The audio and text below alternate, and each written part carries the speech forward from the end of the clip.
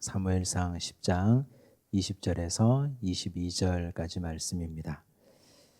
하나님 우리에게 주신 말씀을 우리 한 목소리로 함께 읽습니다. 사무엘이 이에 이스라엘 모든 지파를 가까이 오게 하였더니 베냐민 지파가 뽑혔고 베냐민 지파를 그들의 가족별로 가까이 오게 하였더니 마드리의 가족이 뽑혔고 그 중에서 기스의 아들 사울이 뽑혔으니 그를 찾아도 찾지 못한지라. 그러므로 그들이 또 여호와께 묻되 그 사람이 여기 왔나이까? 여호와께서 대답하시되 그가 짐 보따리들 사이에 숨었느니라 하셨더라. 아멘. 네, 오늘은 사무엘서 공부 네 번째 시간입니다. 드디어 사울이 왕이 됩니다. 사울이 왕이 되는 이 상황이 과연 이스라엘 백성들에게 복이었을까요? 재앙이었을까요? 사실 복과 재앙, 복과 저주를 우리가 단편적으로 나누기는 어렵습니다. 살펴보겠지만 사실 이건 결론적으로 말하면 사울 하기에 달린 것입니다. 사울이 잘하면 자기에게도 복이 되고 이스라엘 공동체에게도 유익한데, 그런데 하나님께서 여러 가지 징조를 보여주시고 이미 말씀을 보여주셨는데 그 징조와 말씀대로 제대로 행하지 못해서 결국은 문제가 많이 생기게 됩니다. 그런데 오늘은 사울의 최고의 전성기 이야기만 살펴보려고 합니다. 사울이 왕이 되기 전에 그의 인물됨, 그가 어떤 사람이었는지를 우리가 지난 시간에 몇 가지 예를 살펴봤습니다. 첫 번째로 사울은 준수한 사람이라 그랬습니다. 인물이 아주 좋았다는 뜻입니다. 키가 굉장히 컸고 사람의 어깨 높이만큼, 머리가 하나 더 있을 만큼 키가 굉장히 큰 사람이었고 인물이 아주 좋았습니다. 그리고 유력한 집안입니다. 집안도 좋았습니다. 배경이 일단은 좋은 거죠. 그리고 아버지가 암나기를 잃었는데 사울이 가서 암나기를 찾으러 갑니다. 순종 잘하고 성실한 사람입니다. 한 군데만 가서 살펴본 게 아니라 두루 다녔으나 찾지 못하였다. 이걸 3번이나 반복할 만큼 그는 순종적이고 성실했습니다. 그리고 사환이 사울에게 얘기한 걸 그냥 물리치지 않고 잘 들어줍니다. 소통에 굉장히 능한 사람입니다. 그리고 사무엘 앞에 가서도 겸손함을 잃지 않습니다. 이 정도면 외적으로 볼 때는 더할 나위 없이 굉장히 좋은 사람이잖아요. 이제 그런 사람이 왕이 됩니다. 자, 오늘 교재 23쪽을 보십시오. 기름 부음을 받다. 사무엘이 사울에게 기름을 붓고 어떤 말을 전했습니까? 1절을 보시면 10장 1절입니다. 이에 사무엘이 기름병을 가져다가 사울의 머리에 붓고 입맞추며 이르되 여호와께서 내게 기름을 부으사 그의 기업의 지도자로 삼지 아니하셨느냐. 자, 우리가 이걸 보면 이스라엘 공동체에서 지도자, 리더를 세울 때 항상 기름을 붓잖아요. 그런데 리더로 세우는 건 2단계를 거칩니다. 우선 먼저 기름을 붓습니다. 그러니까 하나님의 영이 그에게 임했다는 표시를 먼저 하는 겁니다. 그리고 나서 나중에 진짜 공식적인 왕이 됩니다. 다윗을 한번 보십시오. 다윗을 왕 세울 때 사무엘이 이새의 집에 가잖아요. 가서 형들 7명 다 지나갈 때까지 하나님이 마음에 합한 사람이 한 사람도 없습니다. 이 집에 또 아들이 없느냐? 저기 들판에서 양을 치고 있습니다. 데리고 와라. 그리고 그에게 기름을 붓습니다. 자, 기름을 부었으면 왕이잖아요. 하나님의 사람이 와서 기름을 부었으면 그때부터 왕 아닙니까? 그런데 그 사람이 이스라엘 백성 앞에서 공식적으로 왕업을 수행할 때까지 실제로 다윗 같은 경우는 10수년이 걸렸습니다. 굉장히 오랜 세월 훈련받았습니다. 광야에서 죽도록 고생하고 죽을 뻔한 고비도 여러 번 넘깁니다. 진짜 왕이 되는 것하고 그리고 하나님께서 기름 부으신 것하고 시차가 있습니다. 왜 그렇게 하셨을까요? 지금 여기 하나님께서 사무엘을 통해서 사울에게 기름 붓는 것도 지금 비공식적인 거잖아요. 사무엘하고 사울하고 이 사이에만, 두 사람 사이에만 기름 부음이 있거든요. 지금 공동체 백성들 앞에서는 이 사람이 아직 왕으로 세움을 받기 전입니다. 좀 이따가 같은 10장에 나오는데 제비 뽑기를 해요. 12지파를 다 놓고 제비를 뽑고 제비 뽑히니까 베냐민 지파가 되고 베냐민 지파 가운데서 또 제비 뽑으니까 여러 집안 사람들이 나오고 그 안에서 사울이 뽑히는 거죠. 이게 공식적인 행사잖아요. 근데 그 전에 이미 비공식적으로 하나님께서 특별히 그에게 성령의 기름을, 하나님의 기름 부음을 먼저 행하신다는 사실입니다. 이게 도대체 오늘 우리에게 어떤 의미가 있을까?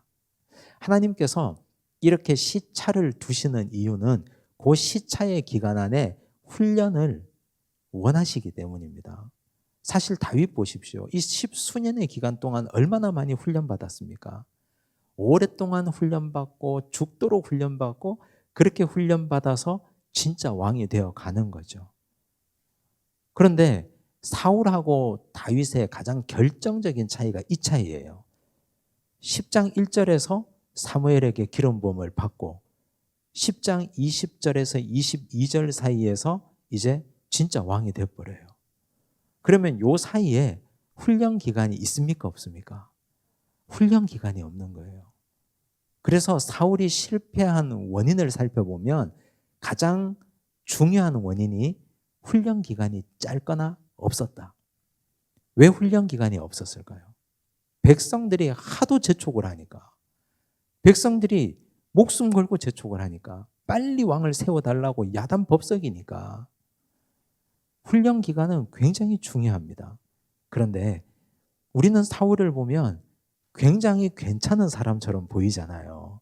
일단은 외적으로, 내면적으로도 괜찮죠. 근데 자기 스스로 겸손한 것하고 진짜 환경이 겸손할 수밖에 없는 상황에 처해져서 겸손해지는 것하고는 다른 겁니다. 이게 무슨 내용인지 우리가 좀 이따 계속 살펴볼 겁니다. 또 한 가지, 만약에 하나님께서 이렇게 기름 붓는 장면이 없이 제비 뽑아가지고 그를 왕으로 세웠다고 생각해 보십시오. 얼마나 교만하겠습니까? 만약에 하나님께서 다윗의 집에 와서 그에게 기름 붓는 과정 없이 그냥 쭉 지나가다가 그가 그냥 왕이 됐다고 생각해 보셔요. 얼마나 교만했겠습니까? 그래서 하나님이 기름 붓는 것은 너는 이제 내가 택한 이 나라의 왕이 될 사람이니 그렇게 너를 준비해 가라는 하나님의 사인입니다. 우리가 자녀들을 하나님 앞에서 세례받게 하잖아요. 어릴 때는 유아 세례 혹은 시기를 놓치면 성인이 돼서 입교도 하고 세례도 받잖아요. 근데 세례받았다고 애가 갑자기 달라집니까? 그렇지 않잖아요. 세례받고 나도 그 성품 그대로예요. 사람이 아주 특별하게 변화되는 경우는 정말 100만 분의 1입니다. 그런데 왜 세례가 중요하냐? 왜 그런 세리머니가 중요하냐? 그건 너는 하나님께서 기름 부어 택한 사람이다. 그러니 말이나 행실이나 하나님의 택한 사람답게 행동해라. 그래야 하나님께서 너를 앞으로 크게 사용하실 것이다. 이런 사인이거든요. 중직으로 하나님이 우리를 세우잖아요. 목사 안수를 받잖아요. 목사 안수 받는다고 해서 그때부터 완벽한 목사가 됩니까? 장로로, 중직으로, 권사로, 안수집사로 세움 받는다고 해서 그때부터 완벽한 중직이 됩니까? 그렇지 않잖아요. 하나님이 너를 택했으니 이제 너 그답게 살아가라. 훈련받고 충실한 정말 하나님의 훌륭한 종이 되라. 하나님께서 그런 사인을 우리에게 주는 거잖아요. 교만하지 말라고. 그래서 두 번의 이런 기간을 거치는 겁니다. 먼저 기름 부음 받고 그 다음 진짜 세우고. 자, 이제 보십시오. 기름을 부으셨어요. 그리고 나서 다윗에게는 없었던 세 가지 아주 특별한 사건을 주셔요. 사무엘이 이렇게 얘기하는데 이 사건마다 의미가 있습니다. 이 사건을 왜 주느냐 하면 사실 사울은 훈련받을 시간이 너무 짧잖아요. 없잖아요. 그래서 이 세 가지를 꼭 기억하라고 세 가지 사건을, 특별한 사건을 경험하게 하거든요. 2절을 보세요. 그 첫 번째 사건입니다. 내가 오늘 나를 떠나가다가, 여기서 나는 사무엘이에요. 베냐민 경계 셀사에 있는 라헬의 묘실 곁에서 두 사람을 만나리니, 두 사람을 만난대요. 그들이 내게 이르기를 네가 찾으러 갔던 암나귀들을 찾은지라. 내 아버지가 암나귀들의 염려는 놓았으나 너희로 말미암아 걱정하여 이르되 내 아들을 위하여 어찌하리요 하더라 할 것이요. 자, 두 사람을 만났는데 그들이 어떤 말을 전해줍니까? 암나귀를 이미 찾았다는 얘기를 전해주는 거죠. 자, 이건 지금 사무엘이 사울에게 예언해 주는 겁니다. 네가 지금 나를 떠나서 내려가다가 두 사람을 만날 텐데 그들이 너에게 암나귀를 찾았다 할 거다. 이건 첫 번째 의미. 여기서 이렇게 예언하는 의미는 하나님께서 주시는 하나님의 영의 성령의 기름 부음을 받고 살아가면 너 앞에 닥친 인생 문제가 해결될 것이라는 예언이에요. 사실 지금 사울이 여기까지 오게 된 이유가 뭡니까? 뭐 때문에 여기까지 왔습니까? 암나귀 찾으러 왔잖아요. 나귀 찾으러. 아버지 집에 낙이 없어가지고 그것 찾으러 여기저기 헤매다가 없어가지고 사환이 하나님의 사람에게 물어봅시다 하고 오다가 사무엘을 만난 것 아닙니까? 자기의 당면한 문제는 낙이 찾는 문제예요. 그런데 하나님의 영의 기름 부음을 받았어요. 하나님의 택함을 받았어요. 앞으로 네가 주의 일을 열심히 하고 하나님 일 열심히 하면 너 앞에 닥친 모든 문제는 암나귀를 찾은 것처럼 깨끗하게 해결될 것이다. 생각해 보세요. 하나님의 기름 부음을 받고 하나님이 일을 해야 되는데 주의 일을 해야 되는데 자기 인생 문제에 발목 잡혀 있으면 어떻게 자기 일을 할 겁니까? 일할 수 없잖아요. 그래서 하나님이 사울아, 앞으로 네가 하나님이 일하는데 너 앞에 닥치는 인생 문제 걱정하지 마라. 네가 하나님 앞에서 기름 부음 받은 자로 성실하게 열심히 일하기만 하면 나귀를 내가 찾아준 것처럼 너 인생의 모든 닥치는 문제는 다 해결해 주마. 하나님 그 약속이에요. 그런데 이 약속을 평생 동안 붙잡고 사울이 살았습니까? 못 살았어요. 여기에 대응되는 사건이 있는데 사무엘상 13장에 가면 우리가 다음 주에 살펴볼 거예요. 블레셋과 전쟁을 앞두고 있는데 전쟁하기 전에 하나님 앞에 번제를 드리고 예배 드리고 나가야 되잖아요. 사무엘이 와야 되는데 사무엘이 안 와요. 기다려도. 빨리 전쟁해야 되는데 백성들은 전투에 앞서서 마음이 막 나눠지고 흩어집니다. 마음이 급하니까 자기가 재물 갖고 오라 그러고 사울 자기 마음대로 번제를 드려버렸어요. 자기 앞에 있는 문제가 성령의 기름 부음을 받은 자는 하나님께서 해결해 준다 그랬는데 마음이 급하고 쫓기니까 기도하지 않았어요. 하나님 어떻게 해야 됩니까? 사무엘은 오지 않고 블레셋 군대는 저 앞에 있는데 이거 어떻게 해야 됩니까? 기도하면 하나님이 다 해결해 주실 텐데 그거 자기 마음대로 해결해 버렸어요. 이거 평생 동안 지키고 가져가지 못했습니다. 이제 두 번째 예언을 합니다. 3절 보세요. 내가 거기서 더 나아가서 다볼 상수리 나무에 이르면 거기서 하나님을 배우려고 베델로 올라가는 세 사람을 만나리니. 이제 세 명을 만납니다. 한 사람은 염소 새끼 셋을 이끌었고 한 사람은 떡 세 덩이를 가졌고 한 사람은 포도주 한 가죽 부대를 가진 자라. 4절이 빠졌는데 4절을 한번 보실게요. 그들이 내게 문안하고 떡 두 덩이를 주겠고 너는 그의 손에서 받으리라. 세 사람을 만나는데 그 중에 한 사람이 떡 두 덩이를 그냥 뜬금없이 사울에게 준다는 거예요. 너는 그걸 받는다 그랬어요. 달라 하지도 않았는데 줄 거고 그걸 받을 거다. 이게 지금 어떤 걸 의미할까요? 앞으로 네가 기름 부음 받은 자로 하나님의 영에 사로잡혀서 살기만 하면 너의 먹고 사는 문제는 내가 해결해 주마. 네가 열심히 애쓰지 않아도 힘쓰지 않아도 먹는 것 사는 것 그거 걱정 없이 해주마. 그런 하나님의 약속이에요.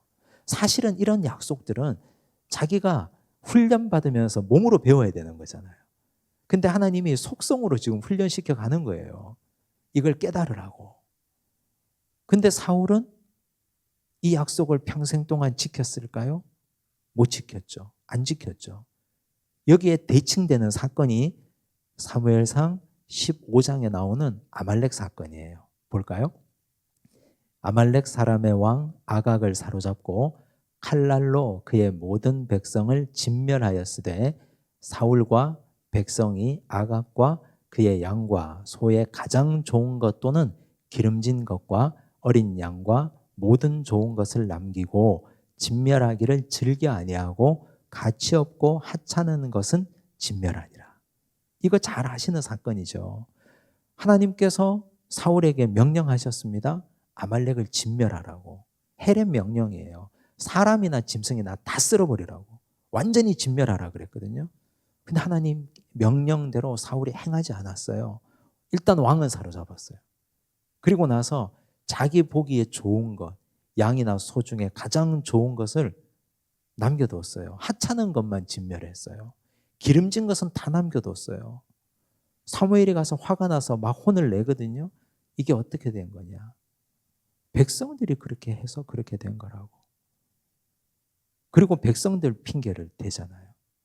먹고 살 걱정 없이 해주겠다 했는데 네가 기름 부음 받은 자로 나에게 헌신만 하면 앞으로 먹고 살 걱정 없도록 해주겠다고 이렇게 징조까지 다 보여주셨는데 사울은 그렇게 하지 않았어요. 이 약속을 지키지 않습니다. 세 번째 징조입니다. 10장 5절 그 후에 내가 하나님의 산에 이르리니 그곳에는 블레셋 사람들의 영문이 있느니라. 블레셋 사람들의 영문. 블레셋 하면은 이스라엘 백성들에게는 트라우마가 있잖아요. 두려운 자들이죠. 악당들의 영문이 있다 그랬어요. 내가 그리로 가서 그 성읍으로 들어갈 때, 아니 블레셋 사람들의 성읍 영문으로 들어가라 그랬어요. 선지자의 무리가 산당에서부터 비파와 소고와 저와 수금을 앞세우고 예언하며 내려오는 것을 만날 것이요 내게는 여호와의 영이 크게 임하리니 너도 그들과 함께 예언을 하고 변하여 새 사람이 되리라. 무슨 말입니까? 악한 자들을 두려워하지 마라. 너는 성령의 기름 부음을 받은 자이니 하나님의 영에 사로잡힌 자이니 두려워하지 마라. 담대하게 믿음으로 나아가면 하나님의 영이 너와 함께 할 것이다. 그랬죠? 근데 나중에 어떻게 돼요? 블레셋과 전쟁에서 꿈으로도 우림으로도 선지자로도 하나님이 응답하지 않으니까 두려워가지고 신접한 여인을 찾아가잖아요.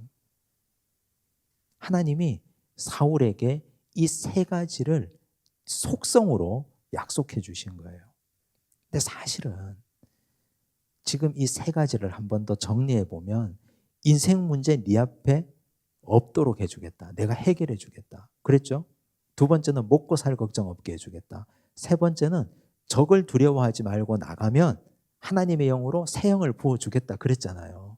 근데 이건 사실은 다윗처럼 몸으로 배워야 되는 거예요.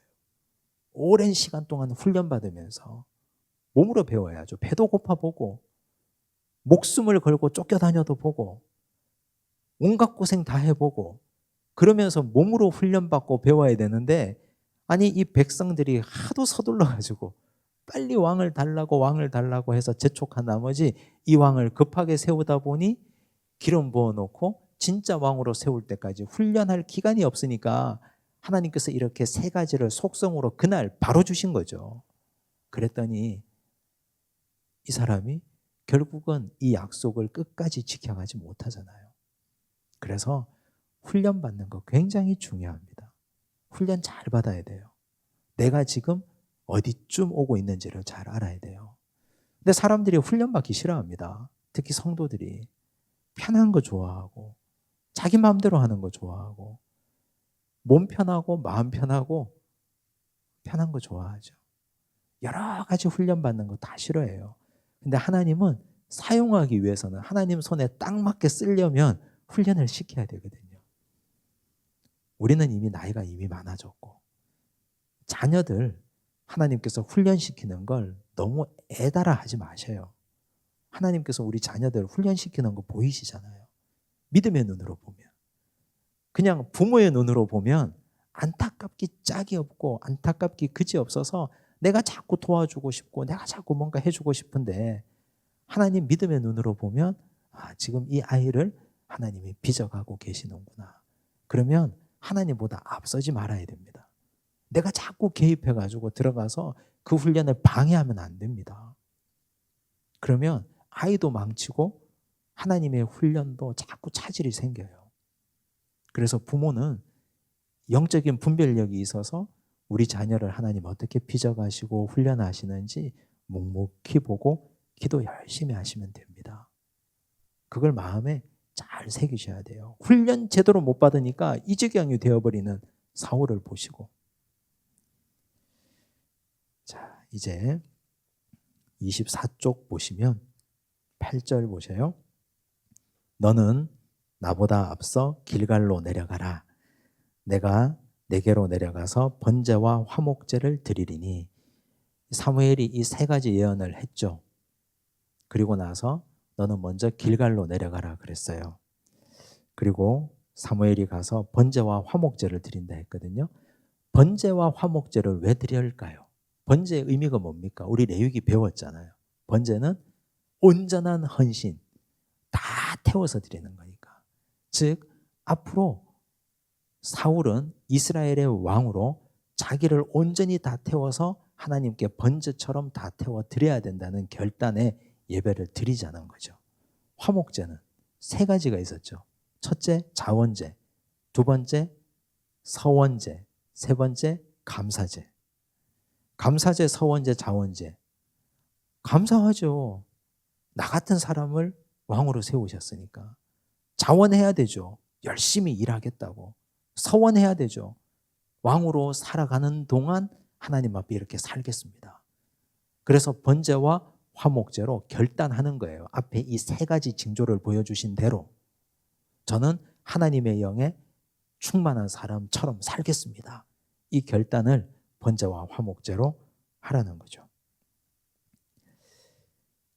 8절 계속 읽을게요. 번제와 화목제를 드리리니 내가 네게 가서 내가 행할 것을 가르칠 때까지 7일 동안 기다리라.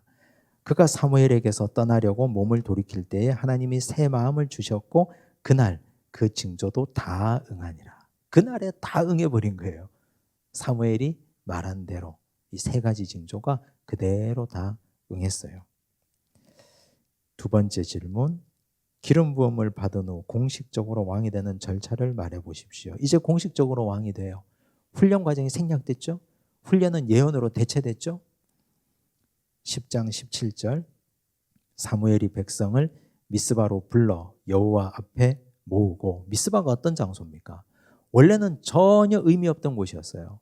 근데 처참한 패배 후에, 블레셋과의 전쟁 후에 완벽하게 패배했잖아요. 하나님의 언약궤는 빼앗기고 홈리와 비나스는 죽고 엘리는 그 소식을 듣고 넘어져서 목이 부러져서 죽고 처참하게 패배했어요.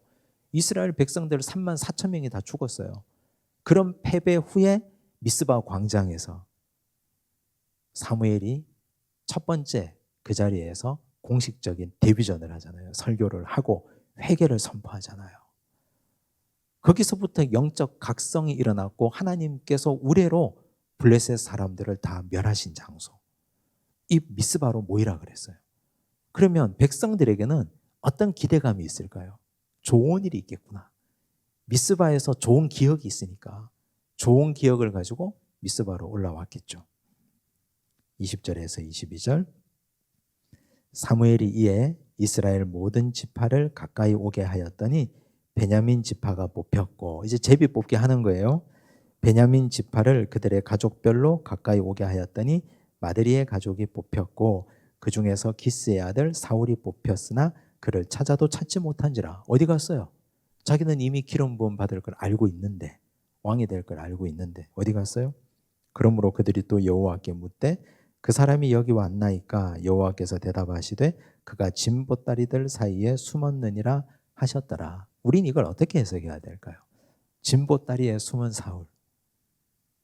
두 가지로 볼 수 있는데요. 일단은 드러나는 건 겸손하잖아요. 막 의지되지 않고 겸손하죠. 근데 그 겸손이 진짜 겸손일까? 그 뒤에 숨어 있는 걸 한번 보셔야 되는데 아직까지 왕으로서 준비되지 않은 모습이 보여져. 준비되지 않은 모습. 너무 급하게 자기도 왕이 되는 거예요. 너무 급하게. 훈련받지 않았으니까 자신이 없는 거죠. 우리가 겸손이라는 것이 이렇게 진보다리들 사이에 뒤에서 숨어가지고 그 큰 사람이 준수하고 기골이 장대하고 덩치 큰 사람이 거기 자기를 구겨 넣어 있는 거, 그게 진짜 겸손일까? 진짜 겸손은 하나님을 세우는 거거든요. 좀 있으면 그 다음에 보면 사울이 하나님을 드러내는 게 나와요. 근데 겸손은 몸으로 배워가지고 몸에서 녹아있고 체득되는 것이지, 이렇게 행구 사이에 숨고 진보다리들 사이에 숨는다고 그걸 우리가 겸손이라고 말하기는 좀 힘들지 않을까. 근데 이 사람의 오히려 더 가려진 모습은 아직 준비되지 않은 모습, 훈련 기간이 짧았고 진짜 왕으로, 왕다운 사람으로 준비되지 않은 모습, 이런 모습이 여기에 적나라하게 드러나는 거죠. 근데 백성들도 마찬가지예요. 백성들도 왕을 세울 만큼 성숙하지 않았고 준비되지 않았습니다. 그 다음 보십시오. 세 번째 질문. 이스라엘의 초대 왕이 된 사울은 어떤 사람이었습니까? 23절. 그들이 달려가서 거기서 그를 데려오매 그가 백성 중에 선이 다른 사람보다 어깨 위만큼 컸더라. 일단은 키가 컸죠. 준수했죠. 사무엘이 모든 백성에게 이르되 너희는 여호와께서 택하신 자를 보느냐? 모든 백성 중에 짝할 리가 없느니라 하니 모든 백성이 왕의 만세를 외쳐 부르니라. 백성들이 왕의 만세를 막 불렀어요. 근데 여러분, 이거 굉장히 공허한 외침이에요.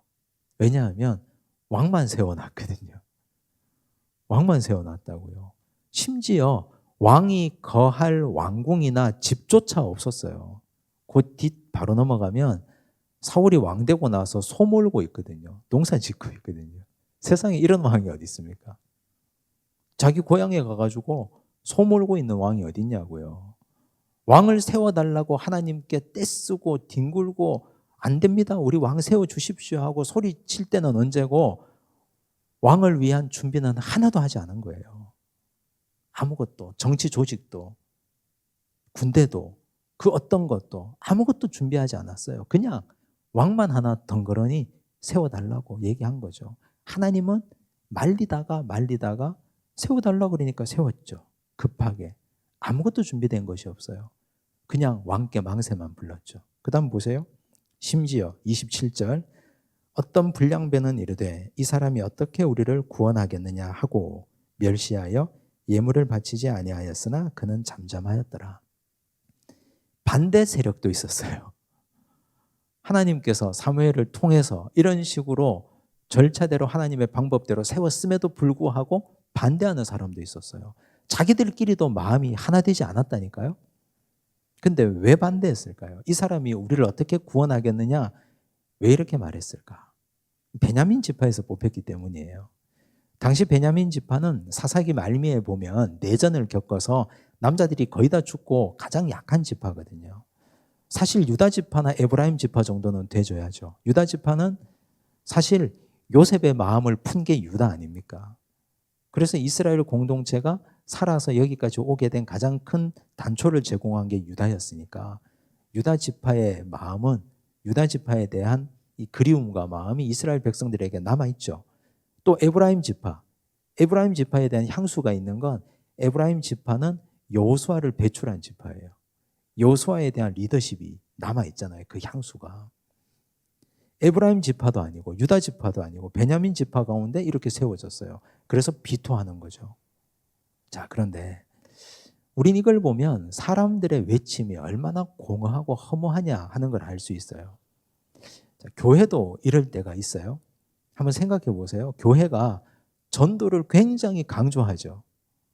밖에서 사람 데려오라고, 전도 많이 하라고. 근데 깜깜이 생각해 보세요. 진짜 믿지 않는 사람을 우리가 정말 힘쓰고 애써서 이 자리에 데려다 놨는데 은혜 받을 수 있을까? 혹시 오히려 그 사람 영혼에 상처를 줘서 다시는 교회라면 치를 떨 정도로 우리 교회가 그 사람을 만들어 놓지는 않을까? 그런 불안감이 없습니까? 그런 생각 한 번도 해본 적 없으세요? 교회 조직이나 교회 시스템이 엉망진창인데 전도만 계속 강조하는 것만큼 공허한 게 없습니다. 집안 꼴이 엉망인데 손님 밖에서 초대해 오는 남편 밉죠. 엉망진창인데. 교회가 조직도 깨끗하게 갖추고 교회가 은혜가 풍성하고 넘치고 먹여줄 하나님 말씀에 영의 말씀이 풍성하고 성도들끼리의 사랑이 넘치고 이래야 전도가 의미 있는 거 아닙니까? 그때 우리가 전도를 얘기해야지. 맨날 총동원 전도하고 맨날 중직들 몇 명 데려오라고 하고 그러면 오는 사람보다 나가는 사람이 더 많은데요. 그거 정말 공허한 거예요. 전도하자는 가치 자체는 좋은 말이지만 우리 꼴을 보고 전도하자 그래야죠. 그것부터 먼저 채우고 먼저 세우고 청소하고 우리 안에 있는 텃세도 다 정리하고 아니 사람 한 사람 불러놨는데 텃세 부려가지고 도로 내쫓으면 하나님 앞에 무슨 책망 받으려고요. 교회도 이런 행동을 할 때가 굉장히 많습니다. 우리 스스로도. 지금 이스라엘 백성 공동체가 이런 짓을 하고 있잖아요. 아무것도 준비해 놓지 않고 왕만 달라고. 사울도 준비 안 됐고 백성들도 준비되지 않았어요. 불행하죠. 그러면 당연히 불행하죠. 결혼 정년기가 되었다고. 남자 여자 30이 되었다고 무조건 결혼해. 무조건 불행해집니다. 그 두 사람은. 준비되지 않았는데. 아무것도 준비된 게 없는데. 어떻게 행복하겠습니까? 그래서 이들을 보면서 인간이 정말 미련하구나. 우리가 지혜롭다는 것. 하나님께서 우리에게 뭔가를 말씀하시면 그 말씀을 들어야 돼요. 일단은. 들어 먹어야죠. 이스라엘 백성들이 그거 안 듣고 무조건 왕을 요구하니까 준비되지 않고 훈련되지 않은 왕이 자기들 앞에 떡하니 서잖아요. 아무것도 없는데. 근데 초반에는 잘 몰라요. 왜냐하면 성령께서 그를 이끌어 가시니까. 준비되어서 속이 알찬 왕이 아니라 하나님의 능력으로 그를 끝까지 그냥 인도해 가시니까 능력이 나타나거든요. 그 첫 번째 사건이 나옵니다. 교재 25쪽 보시면 사울의 첫 번째 승리. 야베스 사람들은 어떤 일을 당했습니까? 사무엘상 11장 1절과 2절 보시면요. 암몬 사람 나하스가 올라와서 길랏 야베스에 맞서 진침해 야베스 모든 사람들이 나하스에게 이르되 우리와 언약하자. 그리하면 우리가 너를 섬기리라 하니. 암몬 사람 누구의 자손입니까? 모압과 암몬. 롯의 자손 아닙니까? 롯이 피신 중에 두 딸과 동침해서 낳은 아이들. 모압과 암몬이 됐잖아요. 그래서 그 중에 암몬 자손 나하스. 아주 악당이었던가 봐요. 이 나하스가 길르앗 야베스에 올라와서 겁을 주니까 야베스 사람들이 벌벌 떠는 거죠. 우리와 화친하자고. 어떤 요구든지 다 들어주겠다고 그랬어요. 2절 암몬 사람 나하스가 그들에게 이르되 내가 너희 오른 눈을 다 빼야 너희와 언약하리라. 내가 온 이스라엘을 이같이 모욕하리라. 이거 화친하자는 겁니까? 말자는 겁니까? 야베스 사람 오른 눈 다 빼라. 그러면 화친하겠다. 이 말은 다 죽이겠다는 뜻이에요. 그냥 쓸어버리겠다. 어떤 일도 하지 않겠다. 그냥 기분 나쁜 거예요. 근데 암몬 사람 나하스가 왜 올라왔을까요? 왕을 뽑았다 하니까. 왕을 세웠다고 하니까. 근데 적들이 이스라엘 공동체 상황을 가장 잘 압니다. 외부에서 지금 이 내부의 상황을 더 잘 알아요. 왕은 세웠으나 아무것도 없는 허수아비 왕이라는 걸. 왕도 준비되지 않았고 공동체 조직도 엉망진창이라는 걸 알죠. 그러니까 올라오는 거죠. 올라와서 겁주고 모욕을 주고. 자, 그러면 이들이 실제로 시스템이 돌아가는 정상적인 나라였다면 어떻게 해야 됩니까? 적이 올라오면 당연히 왕에게 정갈이 가야 되잖아요. 자, 그 다음 어떻게 되나 보십시오. 4절 이에 전령들이 사울이 사는 기브아에 이르러 이 말을 백성에게 전하매 모든 백성이 소리를 높여 울더니. 자세히 보세요. 사울이 사는 기브아에 이르러 이 말을 누구에게 전했습니까? 백성에게 전했어요. 사울이 사는 기브아까지 왔는데 그 동네까지 왔는데 사울에게 이 얘기를 안 하는 거예요. 그러면 왕을 왕으로 인정하는 겁니까? 안 하는 겁니까? 안 하는 거죠. 왕은 세워놨는데 왕은 소 몰고 밥 깔고 있다니까요. 지금 왕을 왕으로 인정하지 않고 국가 시스템이 전혀 정상적으로 돌아가고 있질 않아요. 백성들은 그 얘기 듣고 울고 엉망이죠. 아무것도 준비가 안 돼 있죠. 5절 마침 사울이 밭에서 소를 몰고 오다가 기가 차죠.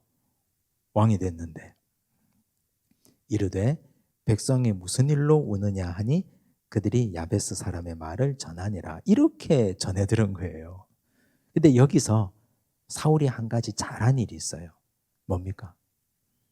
백성이 무슨 일로 우느냐? 관심을 가진 거죠. 관심을. 이제 자기가 왕이 됐으니까 백성에게 관심이 가는 거예요. 왜 우는지, 어떤 일이 있는지. 예수님도 항상 사랑하고 관심을 가지고 예수님이 긍휼한 눈으로 바라보셨잖아요. 거기서부터 기적이 출발하는 거거든요. 관심이 없으면 어떤 일도 일어나지 않습니다. 주의 깊게 보고 관심을 가지고 눈여겨보고 자세히 보면 보이거든요. 저 사람에게 무슨 문제가 있는지, 표정에 변화가 있고 저분의 얼굴에 근심이 있고. 백성들이 왜 우는지 사울이 물어본 거예요. 그래서 백성들이 얘기를 했어요. 자, 보세요. 사울이 이 문제를 어떻게 해결했습니까? 6절에 사울이 이 말을 들을 때에 하나님의 영에게 크게 감동되매 그의 노가 크게 일어나. 거룩한 분노죠. 즉 사울은 지금 자기 능력이 없거든요. 훈련받지 않아서. 그래서 어떻게 해요? 하나님의 영에게 크게 감동되매 하나님께서 그를 강권적으로 끌어가셔야 일이 진행되는 거예요. 자기 능력이 지금 별로 없으니까. 그래서 거룩한 분노가 생겼어요. 그리고 나서 이스라엘 모든 12지파에게 소집 명령을 보내요. 군대를 소집하는 거죠. 근데 하나님께서 이 사람을 통해서 일하시려고 했기 때문에 33만 명의 군인들이 모여요. 보셔요. 8절 사울이 베색에서 그들의 수를 세어보니 이스라엘 자손이 30만 명이요 유다 사람이 3만 명이더라. 자, 이스라엘 사람이라는 건 유다 지파를 제외한 나머지 11지파에서 30만 명, 유다 지파 3만 명, 합이 33만 명이 모인 거죠. 자, 이게 기적 같은 일이죠. 이제 왕이 왕같이 대접받지 못하니까 하나님께서 뭔가 계기를 만들어 주시는 거거든요. 이렇게 해서 통문을 다 이스라엘 공동체 12지파에게 보냈고 그들이 군대가 돼서 모인 거예요. 그래서 만약에 이 전쟁을 승리하면 이제 국가적인 조직이 만들어지는 거죠. 하나님께서 지금 판을 다 깔아주시는 거잖아요. 보다 안 되니까 이 왕도 이렇고 백성들도 아무 일도 하지 않고 그래서 하나님이 판을 깔아주고 지금 방향을 다 잡아주시는 거죠. 9절 무리가 와 있는 전령에게 이르되 너희는 길르앗 야베스 사람에게 이같이 이르기를 내일 해가 더울 때 너희가 구원을 받으리라 하라. 전령들이 돌아가서 야베스 사람들에게 전하매 그들이 기뻐하니라. 이제 사울은 한 번도 전쟁해 본 적이 없잖아요. 그냥 착하고 성실했고 순종적이었고 아랫사람과 소통 잘하고 겸손한 사람이었지 그가 전쟁통에서 한 번 나를 따르라 해본 적이 없잖아요. 근데 하나님의 영이 그를 이끌어 가시죠. 하나님의 영이 이끌어 가시니까 이런 일이 일어나요. 11절 이튿날 사울이 백성을 3대로 나누고 새벽에 적진 가운데로 들어가서 날이 더울 때까지 암몬 사람들을 치매 새벽에 기습해서 들어간 거예요. 그래서 정오까지 날 더울 때까지 암몬 사람들을 쳤죠. 남은 자가 다 흩어져서 둘도 함께한 자가 없었더라. 대승을 거두었죠. 백성이 사무엘에게 이르되 사울이 어찌 우리를 다스리겠느냐 한 자가 누구니이까 그들을 끌어내소서 우리가 죽이겠나이다. 이제 백성들도 자신감을 얻은 거예요. 사울을 비토하던 자들을 끌어내소서 그들을 우리가 죽이겠습니다. 이제 이렇게 해서 진짜 사울이 이스라엘의 왕이 되는 거죠. 한 가지 사건을 통해서 왕으로 대접받지 못했던 사울이 이제 드디어 왕이 됩니다. 그런데 여기서 중요한 것, 이제 여기서 겸손해야 되잖아요.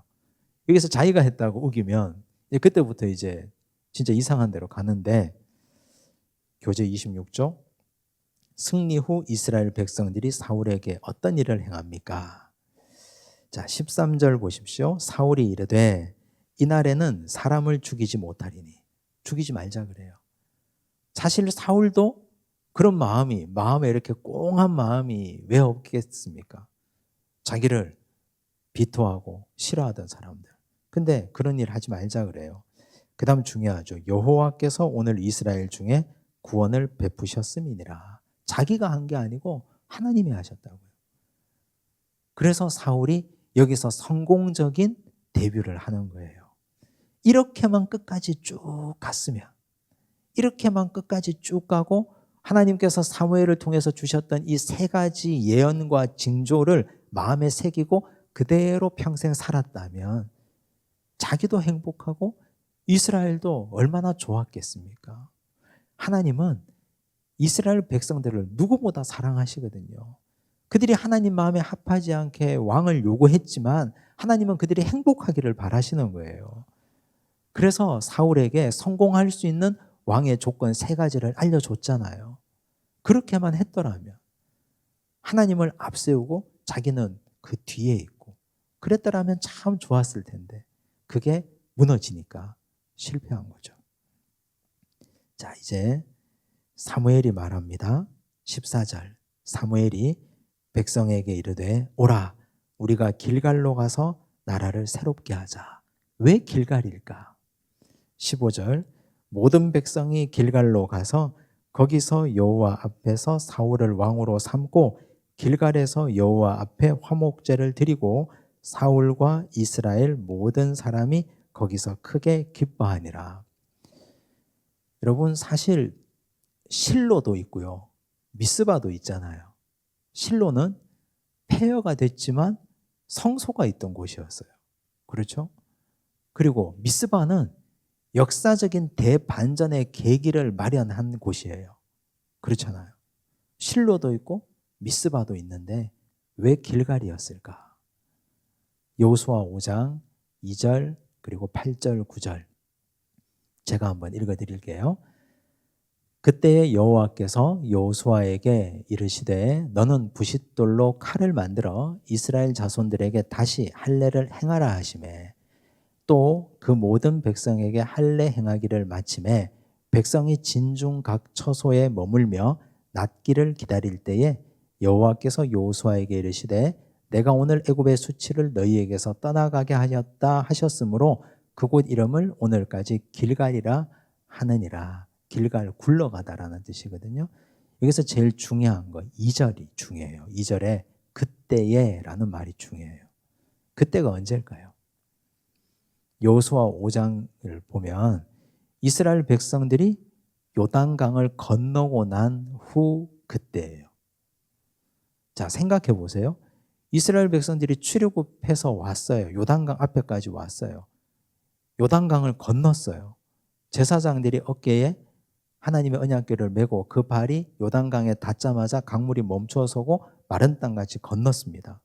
이제 요단강을 건너면 거기서부터 가나안 땅이잖아요. 가나안의 48개 성읍들이 다 긴장하고 기다리고 있습니다. 이스라엘 백성의 하나님이 얼마나 위대한지 다 들어서 알고 있잖아요. 이집트를 멸하셨고 광야에서 만나와 메추라기로 그들을 먹이셨고 반석에서 물을 내셨고 사막에서 길을 내신 하나님, 홍해를 가르신 하나님 다 들어서 알고 있어요. 긴장하고 있어요. 첫 번째 성이 가나안 성이죠. 첫 번째 성이 여리고 성이잖아요. 가나안 땅의 첫 번째 성, 여리고 성이 제일 강한 성이에요. 여리고 성 바로 앞에 있는 자리가 길갈이에요. 근데 거기서 하나님이 할례를 행하라 그랬어요. 왜 하필 그때인가? 거기서 할례 행하고 드러누워 있으면 남자들이 다 할례 받고 누워 있으면 적어도 아물고 걷고 할 때까지 최소한 일주일인데 그 당시에 소독약이 어디 있습니까? 그냥 자연적으로 낫고 활동할 때까지 기다리려면 줄잡아 보름인데 그때 만약에 여리고성에서 군대가 나와서 다 쳐버리면 다 죽는 거잖아요. 근데 하나님이 그때 하필 이스라엘 백성들에게 할례를 행하라 했어요. 여호수아에게 명해서. 백성들이 할례를 행했어요. 여호수아가 하나님 말씀 듣고 그리고 낫기를 기다릴 때라 그랬거든요. 얼마나 불안했을까요? 어제나 저제나 혹시 우리가 할례 받고 여기 누워 있는 걸 알고 쳐들어오지는 않을까? 하나님 왜 그렇게 했을까요? 지금 가나안 땅에 들어와서 여기서부터 48개 성을 전투하고 이겨내는 것은 너희가 하는 게 아니다. 내가 하는 거다. 너희가 비록 여기서 할례 받고 들어누워 있어도 여리고 성문은 내가 닫아놓고 내가 지킬 테니까 너희는 내가 시키는 대로 할례 받고 누워 있으면 된다. 믿음을 요구하시는 거거든요. 이게 가나안 땅 싸움의 성격이에요. 이스라엘 백성들이 하는 전투가 아니고 하나님께서 하는 전투, 하나님이 직접 일하시는 걸 보여주시는 거거든요. 그래서 여리고 성에서 한 사람도 나오질 않아요. 다 나을 때까지. 하나님이 돌봐주셨으니까, 하나님이 지켜주셨으니까. 그 길갈로 사무엘이 백성들을 다 이끌고 가거든요. 거기서 나라를 새롭게 하자 그랬어요. 그럼 여기서 사무엘의 의도가 뭡니까? 길갈에서 여호수아부터 모든 백성들이 하나님께 은혜를 입고 모든 하나님의 말씀대로 살기로 결단한 것처럼 사울 왕도 모든 이스라엘 백성도 하나님을 섬기는 나라가 되어야 된다. 지금 여기서 가장 스타가 된 사람이 누굽니까? 사울이잖아요. 백성들의 눈에는 사울이 위대하게 보이는 거거든요. 백성들의 눈에는 이제 사울만 따르면 우린 걱정할 게 없어 보이거든요. 사울도 엉겹결의 왕이 됐는데 하나님의 영이 그를 이끌어가서 승리했잖아요. 교만하기 딱 좋잖아요. 그런데 길갈로 가서 그날의 그 정신을 깨닫고 기억하고 돌이켜서 하나님께서 우리의 주인 되어주시고 어떤 일이 있어도 하나님 앞에 엎드려야 된다. 이걸 왕부터 백성들까지 다시 깨닫게 하려고 사무엘이 그들을 다 이끌고 길갈로 간 거죠. 근데 이 의도를 알았을까요? 물론 사무엘이 얘기했겠죠. 길갈에는 이런 우리의 역사가 녹아 있는 곳이라고. 거기서 사무엘이 당부를 해요. 사무엘이 이스라엘 백성들에게 당부하는 내용이 무엇입니까? 12장 13절 이제 너희가 구한 왕, 너희가 택한 왕을 보라. 여호와께서 너희 위에 왕을 세우셨느니라. 여호와께서라는 말이 중요하죠. 왕이 위대한 게 아니에요. 하나님이 세우신 게 중요해요. 너희가 만일 여호와를 경외하여 그를 섬기며 그의 목소리를 듣고 여호와의 명령을 거역하지 아니하며 또 너희와 너희를 다스리는 왕이 너희의 하나님 여호와를 따르면 좋겠지만은 여기 왕도 같이 넣었죠. 너희를 다스리는 왕이 너희의 하나님 여호와를 따르면 좋겠지만은 너희가 만일 여호와의 목소리를 듣지 아니하고 여호와의 명령을 거역하면 여호와의 손이 너희의 조상들을 치신 것 같이 너희를 치실 것이라.